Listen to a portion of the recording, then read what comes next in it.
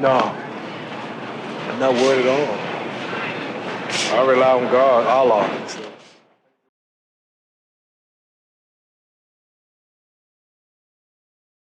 Bismillah, alhamdulillah, wassalatu wassalamu ala rasulillah.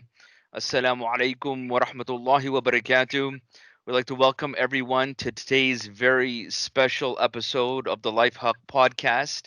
We have with us today a legend in the Muslim world, a legend in Islamic da'wah and outreach.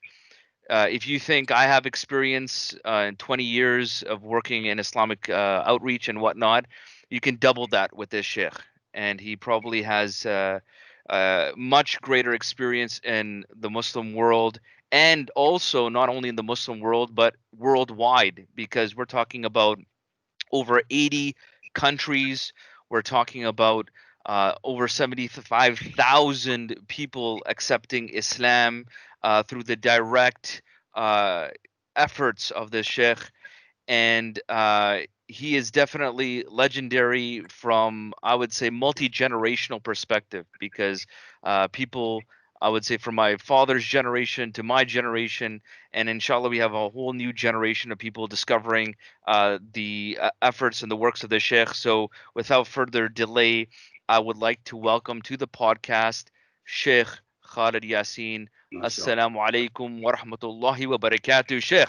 And Assalamu alaikum wa barakatuh, Doctor. Thank you very much for this invitation.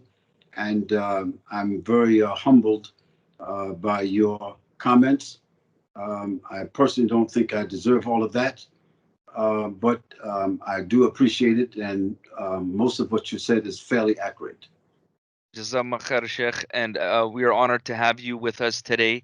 My personal experience in terms of the first time I met you, and I haven't shared this with you yet. I wanted to just share this live on air so it's organic and the feelings come straight from the heart. I actually, the first thing, as many people, got introduced to you by the Purpose of Life cassette, Dawah cassette. I heard it many, many, many times over. And then I was a student at that time.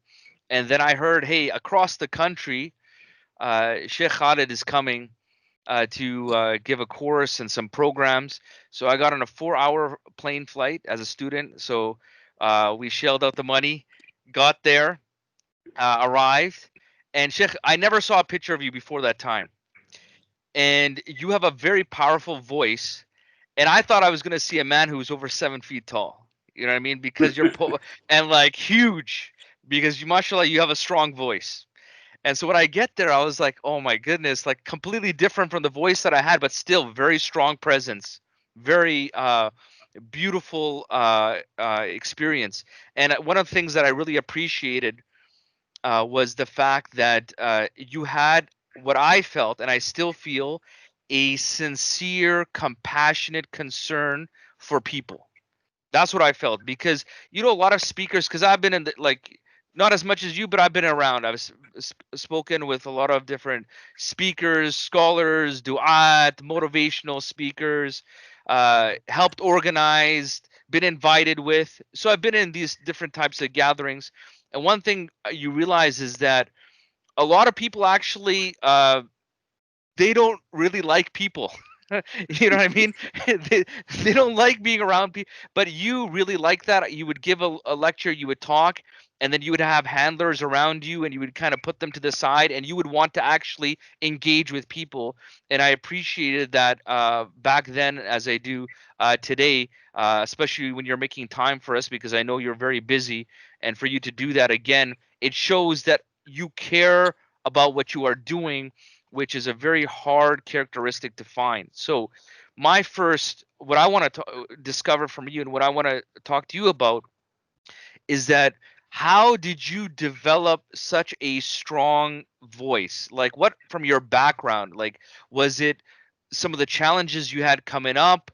Was it tarbiyah that was taught to you? How did you develop such a strong, what I would say, a principled, confident, yet compassionate voice?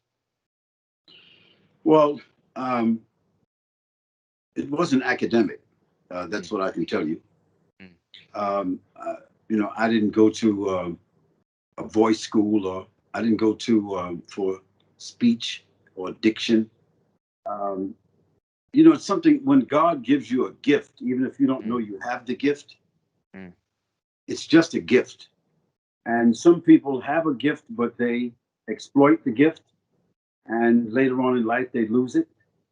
Other people have a gift, but they're not active in the area of the gift, so they don't refine it. Mm. Um, um, Early in life, I realized that I wasn't like so good of a student, meaning that I wasn't an institutional guy.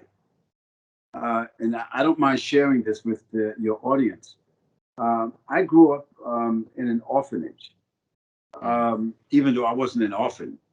It's just the circumstances of my family upbringing. So that from 5 years old up to 16 years old, I spent most of my time in an orphanage. Subhanallah. And so, because I didn't have my mother, I didn't have my father as I'm growing up, and I saw other kids had families, I guess I was a little bit angry, always kind of, well, they classified me as incorrigible. So, that means that this guy is kind of like acting outside of the box. We can't really control him. He's got some issues. That's what it means, incorrigible. So I carried that title, incorrigible, from the time that I was in grade school until I went to high school. Maybe clinically, maybe they were correct. Nevertheless, I had to fend for myself because I was a little guy. So I used my academic or my capacity to read and my capacity to, I used it as an advantage. So when I was young, I did other people's homework for them. The guys who were bullies, I was able to contain them because I had to do their homework. So, as a young guy, I learned to box. I learned to kind of fend for myself. And maybe this kind of like took upon a different, in my trajectory, so to speak. I don't know. Yeah. But early in life, I began to read and write. And I was kind of like compelled to speak when I became a Muslim. Because as a Muslim, if you're able to read well, express yourself well, and write well, then people kind of select you as a leader or a spokesperson.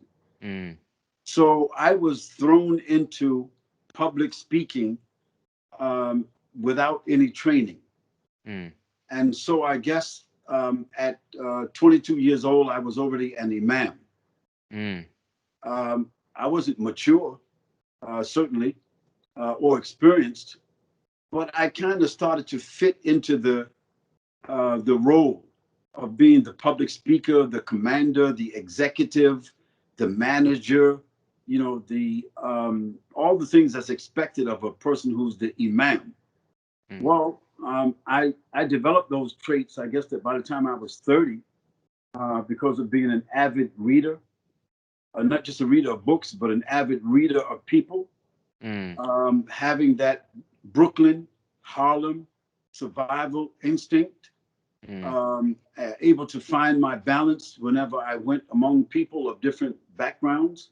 I sort of started to, I guess the word in English is to hone my public presence. And then I started to see how other public figures, how they conducted themselves, how they spoke, how they stayed in the center of the screen, how they were able to kind of, I learned a lot from Malcolm, just from watching him. I learned a lot from Muhammad Ali, just from listening and watching. I learned from other public speakers, how they were able to, even though they didn't have like Malcolm didn't graduate from high school, but he had command.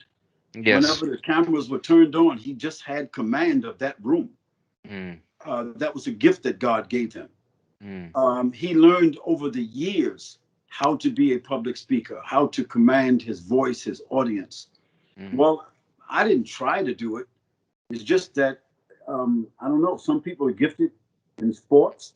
And Obviously, I like to play basketball. I like to box. I like to play football. But being a little guy, I didn't like being roughed up. Mm. So I kind of took to writing, speaking, and because I'm an avid reader, um, I mean, really, like, sort of like, maybe I'm kind of like I'm not really like a street guy when it comes to reading. I'm a Yes. street guy I'm a street guy when it comes to my nature. But Yes. when it comes to reading, I'm very much kind of like a bookworm. Uh, Okay. You Probably like to between, soak up a lot of books and yeah, yes. between 25 and 35, I probably read at least 150 books. Mm.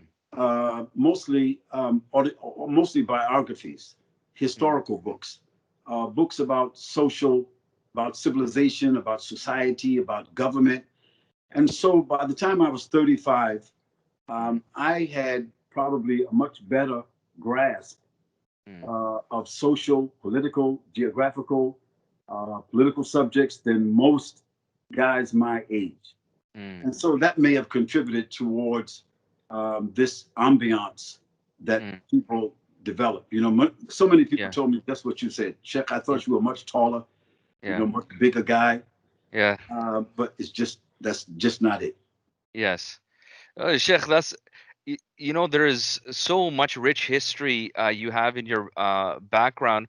What I Some of the similarities I see is that like with the Sahaba radiallahu anhum, where you can't necessarily say these were necessarily intellectuals. You know what I mean? They had obviously a foundation of knowledge given to them, especially by the Quran and the Sunnah. But I feel what gave them that power in whatever they did, or you could say the impact of whatever they did, is that maybe the circumstances that they were in, it made them strong, it made them resilient. But then when you had a meaningful message, now you combine the two together, you have like almost like this trial by fire, and you have a meaningful message. That's a powerful combination. And what I see with you, Sheikh, and common, because you always try to get patterns. You always try to see patterns from people who you admire.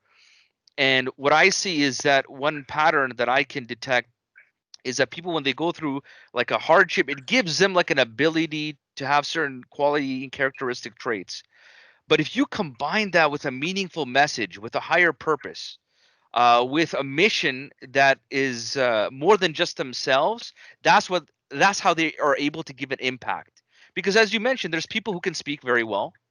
There are people who have a lot of knowledge, who maybe memorized books and PhDs and have a lot of degrees associated with that, but maybe there's not necessarily any wisdom with that, because they don't know how to take that information and extrapolate benefit for human beings, for humanity, right? And so I think that's something. The reason why I asked you your background, Sheikh, is because we need to get experience. We need to connect with people, especially the people who came before us, so that we have a better path moving forward. Because with the upcoming generation, it's different than maybe your time, Sheikh, because everybody has a voice now with social media. Everybody has a voice, but it's just a lot of it is just noise. You know what I mean? Where is the meaningful dialogue? You know what I mean? Where is the meaningful engagement with people? And that's why I want people to reflect. This powerful voice didn't come with a number of followers. People do it opposite around. You know what I mean? They're doing things backwards. I need to get the number of followers first, or I need to get everything on the front end, but the back end is empty. You know what I mean? It's like a store in the front end. It looks really nice. You open the door. There's nothing inside. You know what I mean? So that's what I want this upcoming generation to reflect upon and learn, is that how do you develop a process to have something meaningful and impactful to say, you know and we're very quick. I think a lot of the things that you overcame, we're very quick uh, to fall into without getting the lessons into the wrong lessons of that. So, for example, maybe they labeled you incorrigible, right, Sheikh? So they gave you that label, and Muslims generally today are dealing with a whole bunch of labels. So they gave you that label, but that's not who you allowed yourself to be defined as. You know, Sheikh. So like that, I think, is a big challenge for us to overcome right now. Is the imposed definition of others. Mm. What can we learn from you to overcome that definition? Like Mashallah. that, you know what I mean? Good. Doctor, let me say this. First of all, about your speech about how the tests, the trials, the environment, the circumstances, how it sort of like hones out or carves out the person or their legacy or whatever. Um, you know, there's two sayings I want to share. One, it comes from Shang you know, the Chinese philosopher. He said that the when the carpenter works on the wood works on the carpenter. That's one, which is very true. The more intense that you work on the wood, the more intense the wood or the work works on, carves you out. So it's not the person, it's so much their ambition, you know, what they had, their vision or their talents. It's really how intensely they are engaged in the work that they are. And what happens is that the elements of the environment of the work, it just carves out the individual. That's what I see, and that's what I've seen in so many. You know, I'm sort of like you can, if you want to say that I have a hobby. One of my hobbies, I guess, over the years, is that I have read the life and the works of at least 150 powerful people.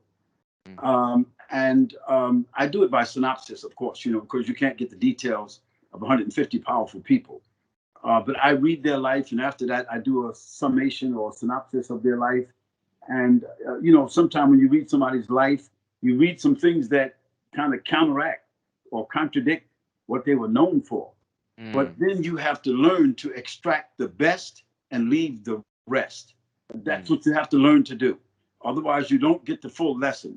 You know, you can't eat the corn and the cob. You got to leave, you know, you eat the corn and leave the cob.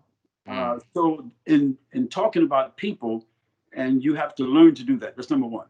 The second thing is that you probably heard this also. The best steel comes from the hottest fire. Yes. That is most definitely the truth. People who have went through the most trials, tribulations, hardships, failures, they fell down on their face. They were oppressed. They were depressed. They were imprisoned. They were denied. They were put in a situation of disadvantage, or they were shamed, or they were, whatever happened to them. They were raped. So many things happened. And, you know, we don't realize that sometimes trauma brings out the best of an individual if Allah subhanahu wa ta'ala gives them that spark to turn that corner. Because trauma can destroy a person, or trauma can make the person. That's what I have found.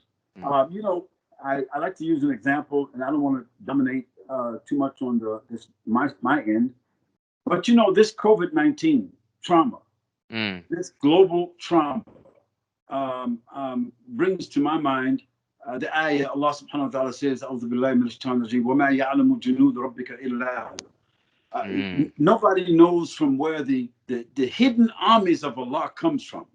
Yes. And this COVID-19, yes, it is a disease, and we have to take it serious, regardless of whether other people have exploited it, whether people have themselves used it to promote their own agendas. So it has become a conspiratorial tool or platform, but it's a real disease. Just like there was disease that happened in bubonic plague or the Black Death or whatever. It's a real disease. And Muslims or individuals have to understand that in spite of the fact that socially or politically or psychologically, people are using it as a weapon for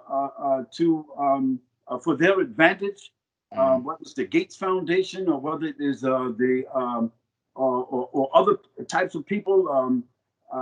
They're using it for their own advantage, their own agenda, to do different things.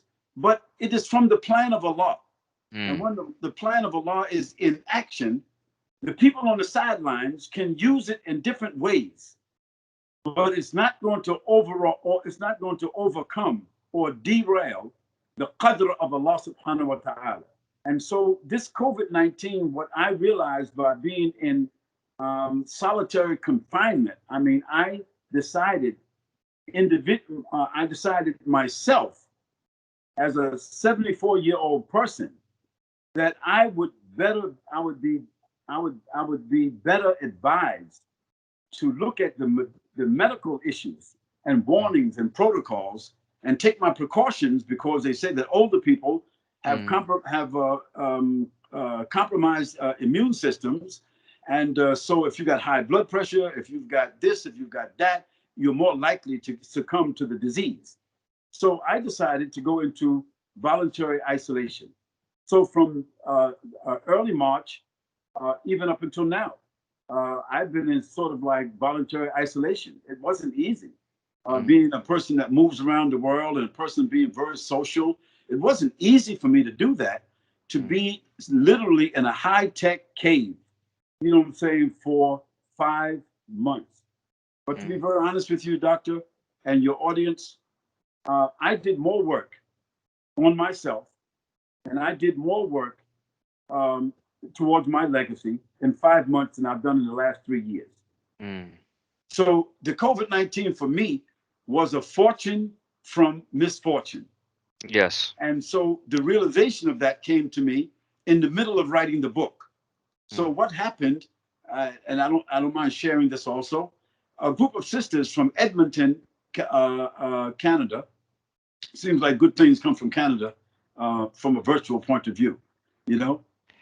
So a group of sisters from Edmonton, Canada, called me about in Sha'ban, early Sha'ban, and they said to me, Shaykh, you know, we're looking for somebody who can give us some classes or some sessions to inspire us or motivate us or to put us on the right track, you know, because it seems like, you know, that everything is going haywire. We lost our teacher. We don't know what to do. We called all these different scholars or students of knowledge who are well known, but everybody's got their own agenda. They don't even call back. Nobody seems to have any time. And, you know, we're just a group of sisters. We're nobody. It's not like a masjid or organization. So, Shaykh, can you give us a class? You know, just something? I told them, sisters, listen, I'm in isolation. And you just called me. I'm starving for an audience. I'm starving to do something. So I said, okay, sister, no problem. I said, but these are the rules. I gave them my rules based upon my capacity. They accepted the rules. And would you believe this? We have not missed a class. In 5 months, these sisters have been consistent. We're on Zoom. I never used Zoom before. Yes. So we did 5 months of classes. We just started 6 weeks ago on the Seerah, because I have a special love for the Seerah of the Prophet Sallallahu Alaihi Wasallam. And I told them, sisters, if you're really interested to do something significant, let us do a course, a small course in the Seerah. We are engaged in that. So the COVID-19 brought about a window for me to teach, a window for me to deliver, a window for me to write my book. I finished my book that I've been working on for like around 6 years. I finished it during the COVID-19. So having said that, Doctor, I have a lot to say in response to what you have just asked. But in summary, I can just say to yourself and your audience that we have to always keep a window open for circumstances, situations, and challenges to carve us out and to demand from us a hurdle or a standard. And if we are able to meet that demand, that might bring out something unique. Whereas if we don't have that kind of opposition, You know, I read one time, there's a verse of the Quran where Allah subhanahu wa ta'ala mentions that He gave to the prophets, alayhi salam, enemies which were commensurate to their prophethood. So it means that the enemies that Allah gave to the prophets, they were not ordinary enemies. They were the kinds of enemies that were commensurate to the stature of a prophet. So having said that, it seems to me that each one of us have to, you know, if you go into the gym and you want to do cardio or you want to build up yourself, you got to do it by lifting weights. You got to do it by something challenging, because otherwise you're not going to do anything except exhaust yourself. Yes. So thank you very much for that observation. And you can see, Doctor, that when you ask me a question, I don't mean to dominate the time, but I'm kind of like full of energy and feeling about the questions that you're asking, and I really want to make sure that that I deliver from my end the energy that you are seeking for the audience. It seems, Sheikh, you have a very good attitude, and that's, I think, a characteristic of a believer, that everything is good for the believer. Everything, whether it is a blessing, whether you look at it upon as a test or a trial, that we can utilize something good to advance ourselves forward. And I think obviously for the believer, that advancement is getting closer towards Allah subhanahu wa ta'ala, you know, to look at it through those principled lenses. And that's what I'm hoping we can shed light upon, because we have, as I mentioned, we have generations now coming up, but their tarbiyah, their training, their education, their exposure of how they can move their life forward, it's coming through, you know, social media, where everybody is an expert, everyone's a life coach, and they haven't had any real experiences. You know what I mean? Like when you talk about somebody going through real, like, hardcore racism or poverty or overcoming societal challenges, and you need to listen to people who have overcome that and accomplished that, rather than maybe somebody who will just point to those directions almost as virtue signaling, like, oh yeah, like these are things that we should be aware about, but they have no authentic experience or roadmap of, like, okay, how do we get through that? And I think those are two ways to do that. One is through real authentic experience, and number two is that if you have real knowledge about that, real knowledge. And for us, you know, as you've quoted some ayat from Quran, and you know, when we quote hadith, that is knowledge about how a Muslim, the compass of how we should move forward. And I want to get to maybe something topical, then maybe we can extract.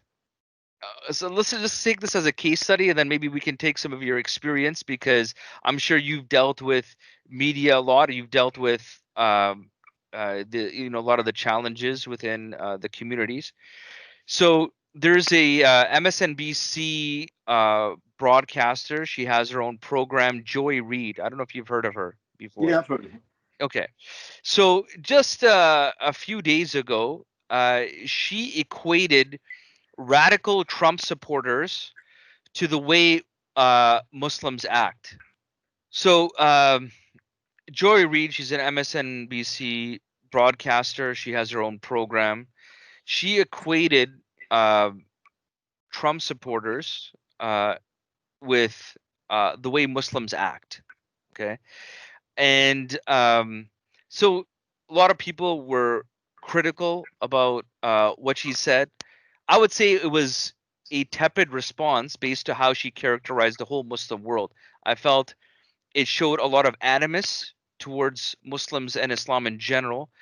And if we look at, she almost did a half-hearted, not really an apology, but just a half-hearted, oh, I may have articulated myself incorrectly, right? But if we look at her history, she has made some very, I would say, strong statements. Like one of her statements, to quote her, she said, the only reason that a world war between civilizations has not already broken out is the vast majority of Muslims living in the world today are so desperately poor they have time, energy, and resources for only occasional bursts of AK-47 fire into the air from the garbage and sewage-laden streets outside of their mud huts. Okay, this is a quote from her in the past, and of course she has her own show now, a nightly program, and she's characterizing Muslims in a certain way. Our response, I would say, has been tepid at best. It hasn't been very uh like something like this shows like why are you characterizing like you've made MSNBC, CNN, certain news channels have made Trump like and their supporters the enemy, and now it's like they're showing now, okay, remember these are common enemies with the terrorists that we've been fighting, to characterize us to further their agenda. And we've talked about having a strong principled voice. How do we as a community now give a strong voice to show our dissatisfaction with being characterized like that, with being labeled like that, and to show that it is not acceptable? Because unfortunately, what's working against us are that Muslims who won't give a strong voice or opposition to that, or are more inclined to maintaining the status quo, they're given the platform. You know what I mean? But how can we now create our own platform and have a strong voice to show, no, you're labeling us incorrectly, this is very destructive, and we will choose how we want to be labeled. We will define ourselves, our community, and ourselves. Okay. Doctor, I think that her comments are fairly consistent with the thinking pattern of the popular Islamophobes. She's an Islamophobe, meaning that she has a peripheral understanding of Islam. She has an inaccurate, distorted image of Islam. She has an irrational hatred for Islam. Sheikh, if I may, can I ask you one question in regards to that? So yes, I just wanted to interject here just for a moment, Sheikh, when you're characterizing certain people who are Islamophobic, who may be ignorant about Islam. Sheikh, I've heard this many times. Like some people, they will say, on one hand, you have people who say that in a certain type of, I would say, compassionate approach. I don't know how much of it is compassionate to certain people who aren't as experienced as you. I would say perhaps it's a little bit of a naive approach, but they say, oh, all these people need to be as educated. Now, with somebody who are these industries, these people are usually very well trained, educated. They have a lot of funding. They are well prepared. We're talking about these news corporations, multi-billion-dollar corporations, right? Yes. How much of it would you say is ignorance, and how much of it would you say is purposeful animus? Like, Well, no, they're haters. You I'll know what I answer mean? Like, that. I'll you answer know what I that mean? very directly. Yes. It's not. It's not. They are ignorant in a sense because the law makes them ignorant. Yes. Allah puts a dhulm on them where they are not able to see the reality because they don't deserve to see the reality, because Allah wants to curtain them from the reality and He wants to ambush them later on in their life. So Allah precludes them from the reality. So from that point, we have to understand that they are ignorant, and the principle of marru kirama, or إذا خاطبهم الجاهلون قالوا سلاما. So we have to adopt the principle, first of all, that they are ignorant partially because of their own behavior, their own ethics, and secondly, because Allah made qadr on them to do that so He can ambush them later on in life. That's one. But for the most part, they have been trained and indoctrinated and motivated to act the way they're acting as an irrational hatred towards Islam to feed into an agenda that they are that they have their allegiance towards. So I don't want to act as if that, you know, somehow we should try to understand them. No, there are a group of Islamophobes that I have studied, contemporary Islamophobes, because Islamophobia is something that was born around 1991 officially. Islamophobia, and by the way, it was born in, it came to birth in Britain. Okay, so it's a recent phenomenon, Islamophobia as a science, as a weapon of whatever you want to call it. Anyway, I've studied about 25 or 30 major Islamophobes in the world today, and I would say 10 of them are principal. The others, they're not principal, they're secondary. They're feeding off of the principles. Then there are about 3 or 4 organizations of very wealthy people who themselves foster, develop, cultivate, push, feed these Islamophobic people. So it has now become an institutional mechanism in the Western world to weaponize people against Muslims and Islam. So having said that, however, what I want to say is that when you put yourself in a frame to be exploited, then you yourself become victimized because you put yourself there.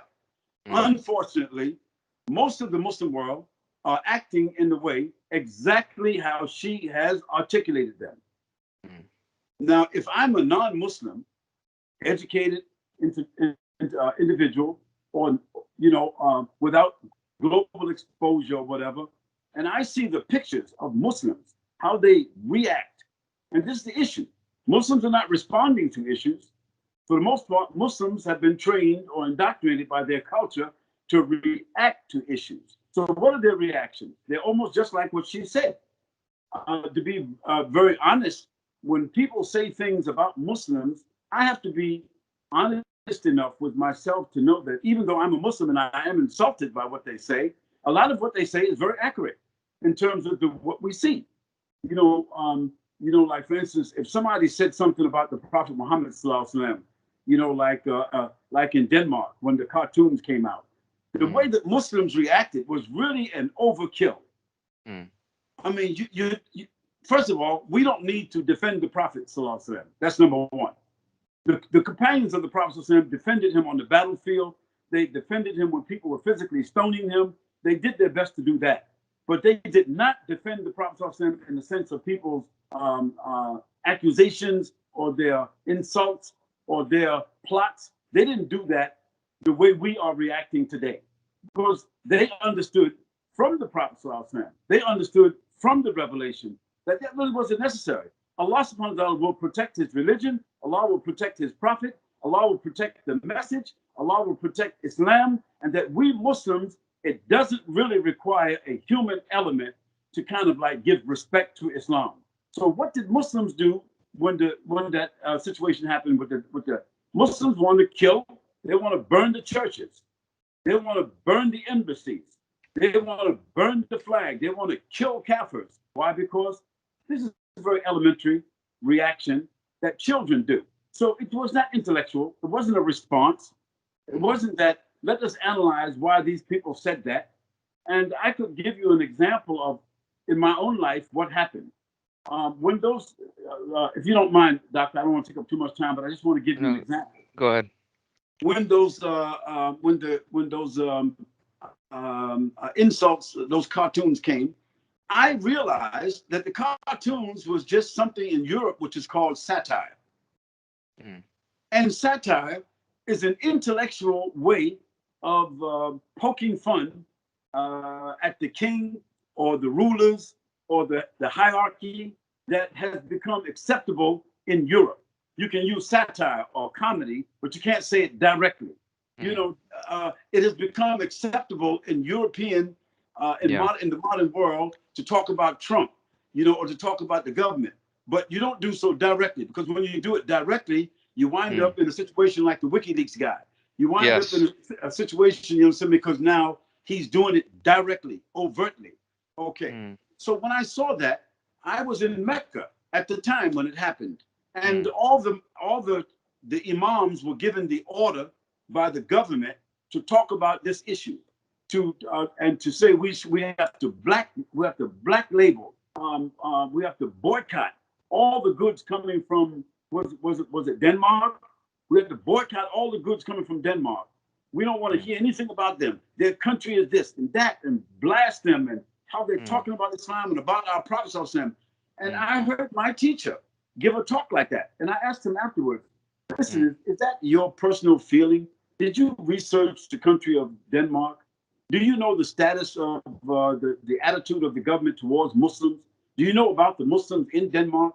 Did you really research this issue for yourself? Or you just took this here carte blanche from your agency and you just talked about it? Well, when he honestly replied to me, he told me that they had been given a script. Okay, so the script that they had been given was inaccurate. It was reactionary, because that was the government's position to react. Whether if they had responded, it would have been if they had responded diplomatically, if they had responded intellectually, if they had studied the situation, they would have understood that this was a group of guys sitting in a dark room, smoking weed, okay, drinking a beer, and having fun. And what happened, they made a caricature of the Prophet ﷺ having fun, and they showed it to their manager. And he said, hey, that's great, run it. You know, and they just, next thing they hit it, but they didn't realize that they had struck the hornet's nest. They didn't realize that. So Sheikh, I'm sorry. Yes. No, Sheikh. A few things, if I may. There was actually a diplomatic effort made. For 3 months, ambassadors from different Muslim countries actually exhorted, the Danish government to take down these cartoons, that it is very insulting towards Muslims. So it was actually quite a few months that they were actually sending ambassadors to deal with it. And then they kind of continued to refuse that. And like, without getting too much detail on that issue, because I don't want to isolate that issue, because in and of itself, like, there's a lot of detail surrounding that. But what I would say, Sheikh, to just give an empathetic view of the average Muslim in, say, the Muslim world, I find when I look at them, and and you've probably spoken to a lot of them, they're almost in between, like this rock and a hard place. They have troubles having their own governments properly represent them and take care of them. So they have this type of situation, and then they're sandwiched in between, this, and it's not a new phenomenon, by the way. Dante's Divine Comedy and Orientalism, they've always had this animus towards the Muslim world, and poking fun at Prophet Muhammad sallallahu alaihi wasallam, and undermining it. And it also comes from that cultural of enlightenment where you have like religion at a whole being made fun of, right, and whatnot as well. Yes, of course. But now they have, like, okay, you have like these people making fun of, like, our prophet. They're insulting us. Our governments don't properly represent us. And so a lot of these people, they act very irrationally because they feel like they're sandwiched in between this rock and a hard place. Is it correct? As you said, is it the most effective way of conveying your frustration, your hurt, and all these things? Not necessarily, probably not. But from like an empathetic view, and I try to understand the mindset, because when I talk to them, it's like, okay, if I talk to my government, they're not going to care unless there's some type of financial thing involved, right? Or the governments don't make decisions based on principles necessarily. And how come is it that it is like illegal for you to, for example, deny the Holocaust in like 50 plus countries? It's like that's an illegal thing that you can get prosecuted for, and they can make like this statement, which is like the most hurtful thing to us as a Muslim, right? So you get this mindset of a person who just feels frustrated, and then they go out and they in the streets and they do this demonstration and some of these things. The average Muslim doesn't want to do that. Like, they don't want to like resort to violence or do a lot of these things. But I think they're in a frustration situation, Sheikh. Like, that, and that's why. And that's what I love about you, is you have like these pragmatic, practical solutions. What I want to do is, like, the people who have been able to elevate their voice, how can we take those characteristics based on, like, you're elevating, you want to speak for the Haqq, and you're doing it in a very eloquent way, and you're able to do it in United States, and you're able to do it in Europe, and you're able to go to the Muslim world and do it, right? You, Sheikh, are the exception. the average Muslim feels like their voice is not being heard, or their voice is being completely distorted, and they're super frustrated. And you know, you probably seen this in your own communities. A lot of times when people are abused, what do they end up doing? They abuse others. They've been abused for so long, that's all they learn is how to abuse. Yeah. Brother, doctor, I have a tremendous amount of empathy for the Muslims as a people. This is my Yes. ummah. This is my Yeah. ummah by default. Yeah. Yes. I also have a great deal of empathy for my people, the African Americans, because they have suffered tremendously from an unimaginable type of systemic oppression. So I empathize. But at the same token, I don't make excuses for my people.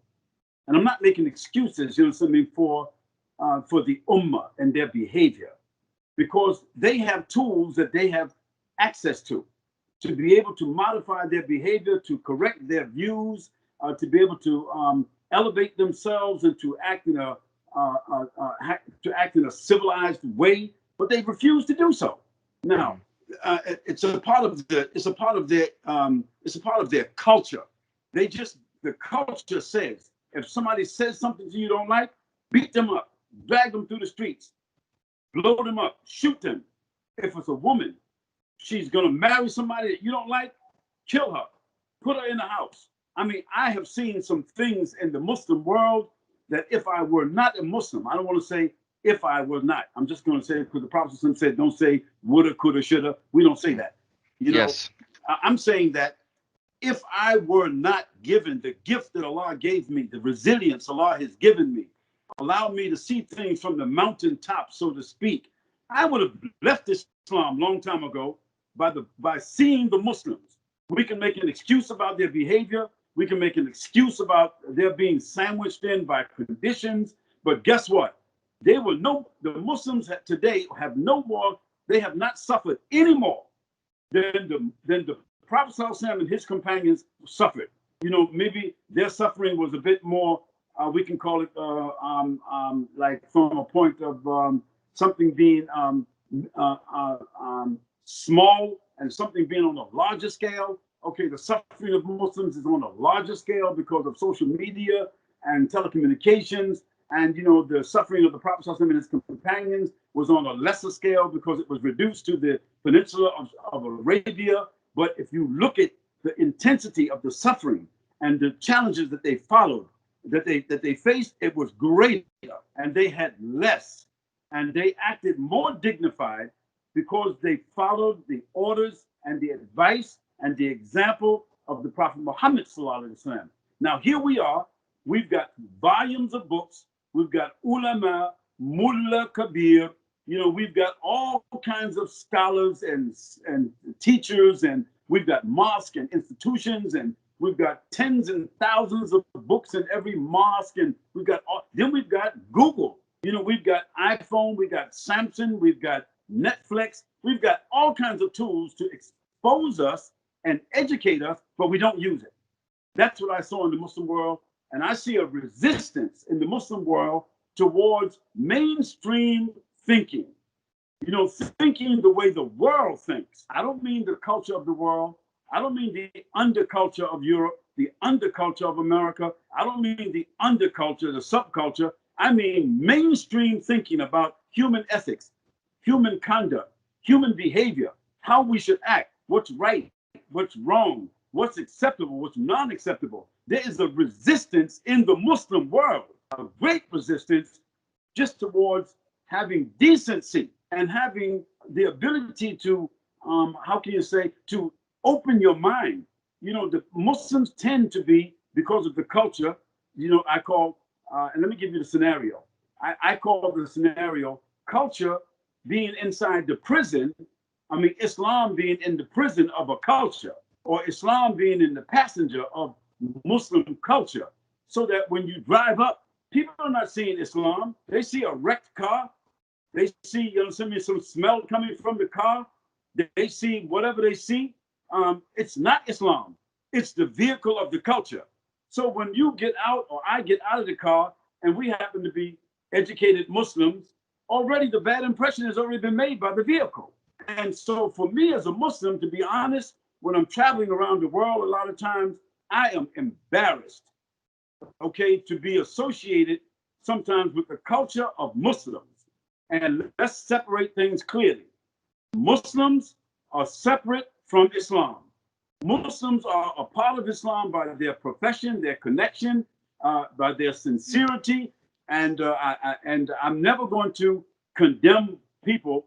Muslims are Muslims, and they are valuable because of their attachment to Islam. But if I go to Asia and Africa and the Arabian Peninsula, when I say Asians, Africans, and Arabs, the triple A.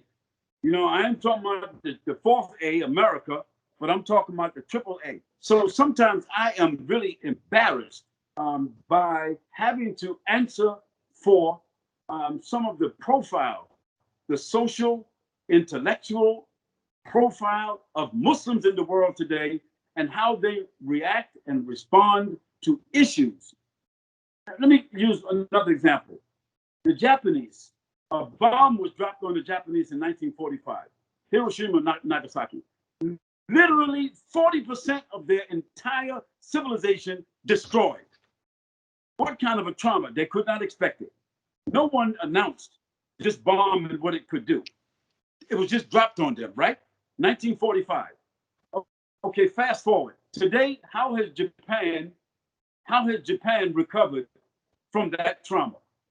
Psychologically, maybe they didn't completely, but socially, economically, institutionally, from a civilizational point of view, they have responded, and the way they have responded is with such resilience that today they are controlling 1/3 of the auto industry of the world.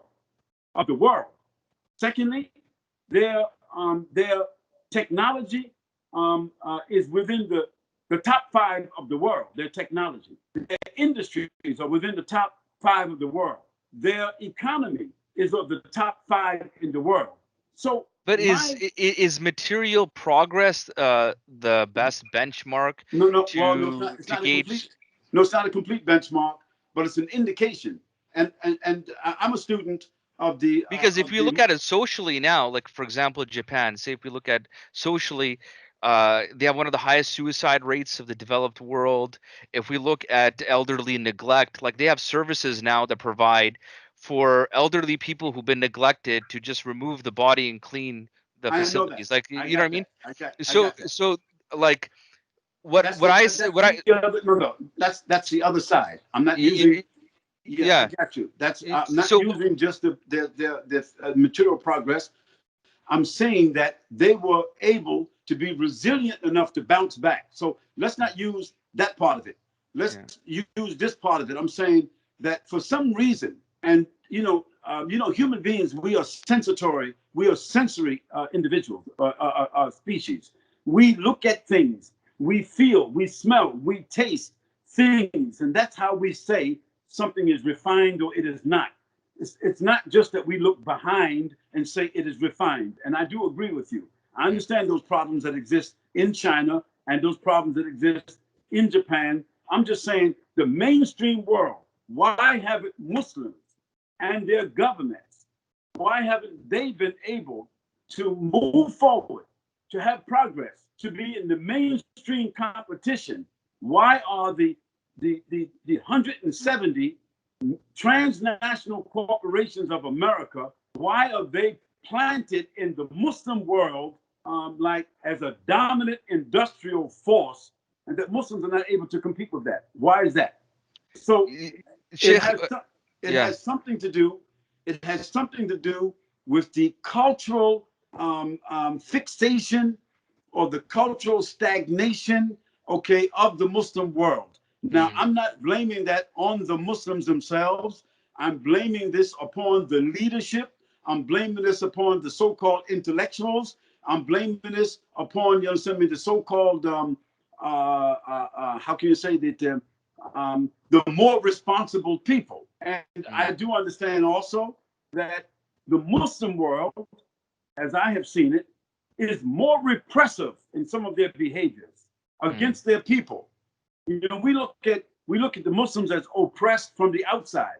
But having visited, you understand, I don't want to say the countries themselves, having visited the Muslim world, let me just be general. After visiting the Muslim world, I have come to realize that Muslims suffer more from their own countries than they have suffered from the outside. So looking at this whole situation, I empathize with my ummah, I empathize with my people, and I, like a doctor, when you go to a doctor, he realizes what you've been through, and he makes a treatment plan.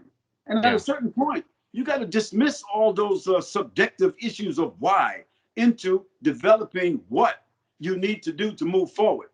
And so in my book or in my experience, what I'm dealing with more so from the whole subjective stuff of why we went through all of this here and all the psychological and psychosomatic and all reasons that we can give excuses of why we in this condition, I want to move forward. And in moving forward, you need certain tools. To compete, you need certain tools. To understand, you need a certain disposition. You need to have a change of thinking. And Allah said in the Quran, Allah does not change the condition of people until people change the condition of their hearts and their minds. He said, anfusikum. So the nafas or the nufus or the anfus of the people is really their thinking and their hearts. So we don't change the thinking of Muslims, and we don't change, their heart, their emotions, so they're able to take things in, diagnose it, and respond as opposed to react. We're not going to get better results. We're going to still get this here throwing up of the dust and clouding things. And so people like Joy Reid and others like her, they can take advantage of that, and they can couch what they want to say, and it becomes believable to other people because of what they see. I say, let us bring the dust down. Let us correct the distortions. Let us correct the picture. And we cannot expect the millions to do that. The hundreds have to do it. You see, your program, your program, Life Haqq, most Muslims who have a podcast, you know what they want to talk about? They want to talk about Aqidah. They want to talk about Mustalahat of Hadith. They want to go into all this epistemology and blah, blah, blah. But they never want to discuss the real issues so that we can peel back the layers and go into the real issue, repair it, and then put the layers back. This is what you're trying to do. And after looking at a few of your podcasts and talking to yourself and your colleagues, I decided to join this here. Why? Because I don't want the blah, blah, blah. I'm not trying to be popular. I'm trying to do something that, sometimes you got to break something all the way down in order to build it right back up. And this is what I see you trying to do. And I'm very sorry. Sometimes, and I think it's good. It's good. What you call it? It's good energy. That we not patronize each other. That we bounce against each other. And when we think that the other person asks a fair question, or they make an evaluation that we think we can expound upon, or that we can say no, let's take a different look at that. That's what you did. That's what you did, and that's what I'm doing. And I think this is where the energy. It makes it a much better conversation, and we'll actually get better solutions from that. Like to have this type of robust dialogue, because I agree with you. Like unlike many people who just stay in the theoretical world, or just I teach halaqat. I do courses, all that stuff.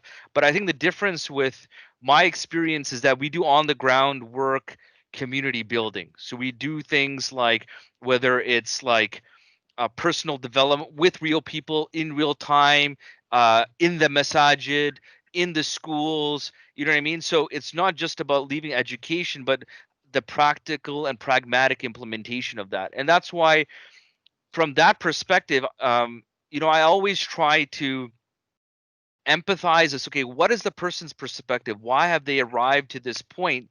Because then the way that I try to help that person might be, dramatically different. And I'm sure you've seen that within the Muslim world. Like, it's not a monolith, right? Like every country, the way we're characterized, in a lot of Western countries as a monolith, as if we have a Khalifa, and we're all one people, and we all have the same way of thinking. And It's it's just not very true. It's it's just not not true. true. It's not true. And I think one of the things that we can identify though is that these issues that you've described and you're very frustrated with, I think there are symptoms of those core issues, right? Like Mm. where you'll see it manifest in certain ways. You might find the same core issue manifest itself in like a person becoming hyper reactive, or it might even actually manifest itself being like very complacent. I would say it's just as bad if somebody were to hear an insult of, say, Rasul sallallahu alaihi wasallam, and they didn't care at all. You know what I mean? It didn't affect Exactly. their heart. That is just as bad as somebody going, okay, I'm gonna go kill somebody. You know what I mean? I Exactly. feel like that's a dead heart. Those are dead hearts, right? But it's coming back from that same source. You understand what I'm saying? And we're seeing it manifest in different ways, in different forms. The pragmatic solutions that I feel that I can get from you when you said the 100, and I agree with you 100% with that, is that we need leaders who are principled, who speak the truth, uh, who are willing to step up to help lead the community, help guide, true leaders. Because what I feel is that either through our own complacency, we have bad leaders, but also this, we want people who have this enmity towards us. They want us to have ineffective leaders. They want us to have incompetent leaders. They want us to have leaders that don't truly advocate and represent us. Sheikh. So how are we going to now develop those leaders and support them? Because you could have somebody, and we've seen that, Sheikh. Like, I'm sure we have common people that we admire, that we would say this person was good, they stand up for the truth, but they get no support. So they're by themselves, isolated on an island, and then they're easy pickings. They'll come in there just easy pickings for people who, oh, this guy's talking the truth, and anybody who speaks the truth, Sheikh, is gonna have enemies. You can't be a person who has the truth with you that you're not gonna have Yeah. people that are opposite. So how are we going to have, Okay. like, with all these issues, how are we going to have true leaders and then support Okay. them, when they are on the Doctor, haqq? Doctor, what I'd like to say to you, from what I have, from my reading, Yes. from my exposure, there's another characteristic that you didn't mention.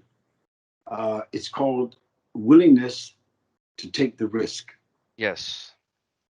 Because if you got a leader who's principled, a leader who's qualified, a leader who's has good intentions and is sincere, and all of that, but he or she, in their leadership capacity, is not willing to take the risk, then this defies the dua of the Prophet ﷺ, where he made a dua that our mother Aisha radiallahu anha said that he used to make after every prayer. اللهم إني أعوذ بك من الحمد وحزن وأعوذ بك من العجز وكسل وأعوذ بك من الجبن وبخل وأعوذ بك من غلبة الدين وقهر الرجال. اللهم اكفني بحلالك عن حرامك واغنني بفضلك عن من سواك. So one of those du'as that he made was, Allah, save me from cowardice. See, to be cowardly is not to be openly a coward. It is to be inwardly a coward, that you don't want to be harmed. And in many cases, you don't even want to be inconvenienced. You don't want your standard of life to be threatened. You don't want your family to be threatened. You don't want your person to be threatened. You don't want to be harmed. So you stay out of harm's way. You don't rock the boat. You stay in where you can be comfortable, and your professional status remains the same. And there is 98% of the Muslim leaders. They are either made comfortable by the government. I call them scholars for dollars, okay, or they're made comfortable by their students or their circumstance up in the mountains or in a village away from the mainstream issues. But our Prophet ﷺ, when the Prophet ﷺ went to when he did not have protection in the year of sorrow, when the Prophet ﷺ lost his wife, his main protection and support, when he lost his uncle, Abu Talib, a main source of protection and support, he was on his own. Even the people who was from his tribe, they were weak, they were insignificant, and they could not give him any protection. So where did he go? He took a risk and he went to Mm. Taif. When he went to Taif, the risk didn't work. It didn't seem to work out. But actually his trip to Taif was really successful. Even though they stoned him and he was humiliated and all of that, and he had a choice to respond back to them when the angel Jibril came to him, he chose not to. He gave them amnesty. You remember that? Yes. He gave them amnesty because وَمَا أَرْسَلْنَاكَ إِلَّا رَحْمَةً لِلْعَالَمِينَ. Okay. Secondly, he left from there, and what happened? He found out that he didn't have any support. So what did he do? He took another risk. He went from camp to camp during the Hajj time. You know, he went to the different outer groups to be rejected, okay, to be exposed, and he was asking for their protection. Now here's a man of his stature having to ask kafirs, munafiq, kafirs, you know, mushriks, okay, who don't know him for protection. This means he was practical. He was willing to take the risk. Then we keep going on and on. We saw how many risk takers, how he took the risk. When he made the hijrah, he took the risk. When he entered Medina, he took the risk. So the Prophet, even as a prophet, he didn't have all the answers. He knew that Allah would protect him. He knew that Allah would sustain him. He knew that Allah had endorsed him. But what he didn't know was the human elements around him, which takes what? Human risk. So most of us, we're not risk takers. And you asked me a question earlier about my demeanor, or so to speak. Well, you know, brother, I'll be very honest with you. I'm from a very undisciplined background of risk takers. You know, my mother, God bless her, she was never a person that really principally paid all of her bills on time and things like that. And she wouldn't mind me saying that because it was just not part of our Negro, you know, urban Negro thing to be responsible, pay the bills on time, at least a lot of us. Okay. So I came from a household, once I grew up, went to live with my mother and my siblings. I came from a household where we spent money. When it came, we spent it. So we were not like trained to save money, pay things on time, you know, to be, what do you call it? To be discreet and all of that there. Yeah. So in life, I grew up doing what I learned, how to hustle, how to take the risk. And one of the beautiful things about the African American community is one of the things, even though sometimes we are at a disadvantage when it comes to intellectual response, we are at a disadvantage when it comes to looking to the future and planning. One of the things that African Americans have learned to do better than most people, we have learned to take the risk in spite of our situation. And because of that, taking that risk, it produced a Colin Powell. It produced a Condoleezza Rice. It produced, you understand me, a Michael Jordan. It produced, you understand me, an Obama.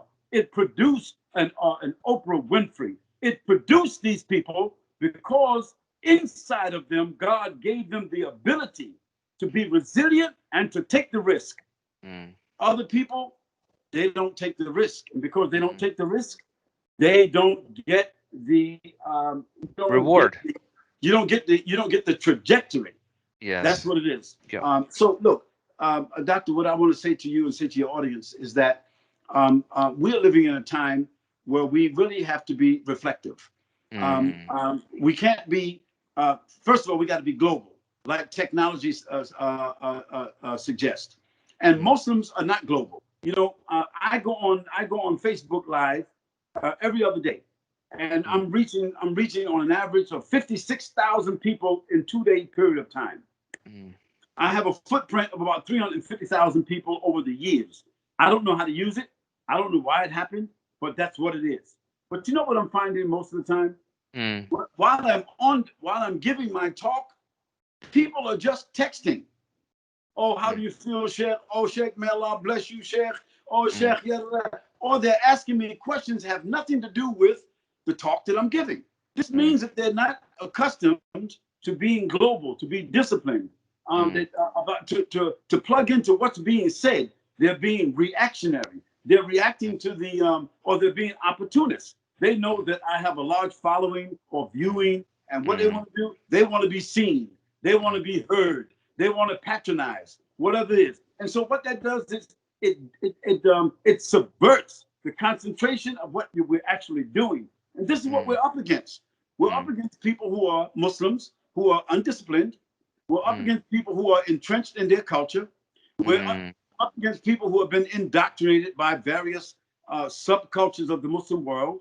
We're up against people, you understand, who are using tools, dangerous tools, in a very irresponsible way. So we have to overcome these internal things.